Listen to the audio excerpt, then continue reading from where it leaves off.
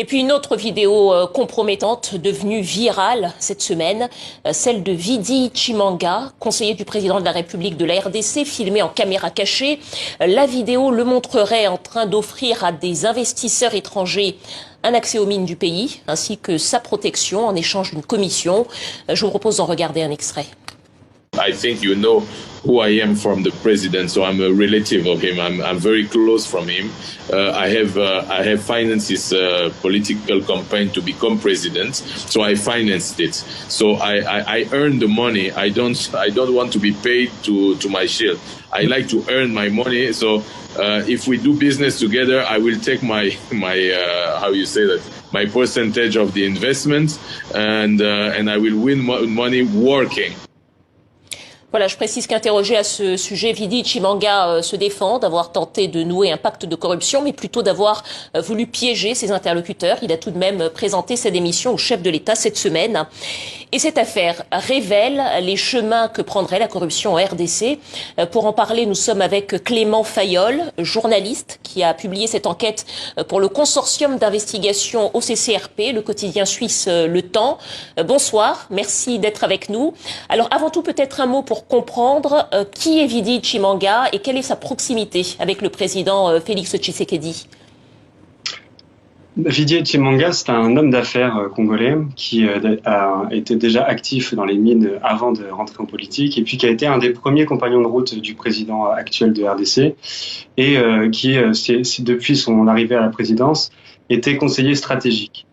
Et donc c'est la raison pour laquelle nous on a décidé de révéler ça avec le CCRP et Le Temps, c'est parce que c'est pas une affaire de plus, c'est une affaire qui concerne quelqu'un qui était à un poste stratégique à la présidence et qui donc par ses vidéos est montré en train d'être piégé, parce qu'il s'agit bien de faux investisseurs, de gens qui lui ont tendu un traquenard, mais on voit bien comment le premier cercle de la présidence de RDC est comme ça accessible à toutes sortes de prédations et à toutes sortes, si vous voulez, de pactes corruptifs. Et selon vous, est-ce que ces images révèlent le visage de la corruption dans les mines en RDC? En clair, est-ce que c'est comme ça que ça se passe habituellement?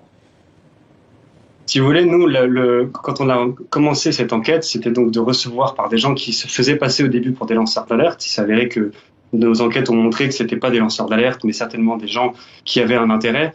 Et donc, si on a décidé de le révéler, c'est parce que oui, nous, on pense que c'est une plongée inédite dans les coulisses de la corruption. Et le fait même que ce piège existe, le fait même que quelqu'un puisse tendre ce genre de piège à caméra cachée pour entendre un conseiller de la présidence, pour nous, déjà, ça montre justement ce secteur de la mine en RDC et qui est justement un secteur où la corruption, comme on le voit dans ces vidéos qu'on a révélées, dans ces extraits, où la corruption est en fait quasiment, si vous voulez, l'ADN ou même la justification d'un certain nombre de décisions qui sont prises. Alors oui, peut-être dernière question sur le secteur des mines en RDC, ça représente à peu près 95% des exportations. Peut-être en quelques mots, quel est le poids de la corruption dans ce secteur économique, le poids de la corruption dans les mines, mais sur l'économie globale de la RDC. En fait, quel est le manque à gagner précisément peut-être? Le manque à gagner, c'est difficile à dire. Ce qui est certain, c'est que nous qui faisons de l'investigation et qui travaillons sur les affaires de corruption, ce qu'on sait, c'est que dans l'imaginaire collectif de tous les prédateurs du monde entier, la RDC, c'est un lieu dans lequel il faut avancer ses billes, dans lequel il faut se positionner. Et pour se positionner, on joue du coude et on joue du coude avec de la corruption. Clément Fayolle, journaliste d'investigation, merci à vous d'avoir répondu à nos questions.